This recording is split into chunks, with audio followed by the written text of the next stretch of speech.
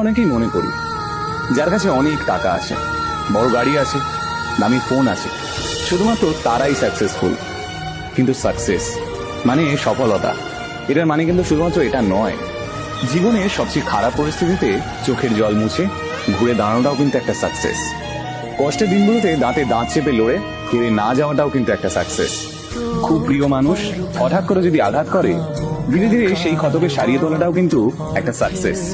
মনে রেখো, এই অন্ধকার সময়ে সমস্ত প্রতিকূলতার সঙ্গে চোখে চোখ রেখে লড়াই করাটাই আসল সাকসেস। আর বেঁচে থাকাটাই জীবনে একটা বিশাল বড় সফলতা। তাই প্রাণ খুলে বাঁচো। तुम कहाँ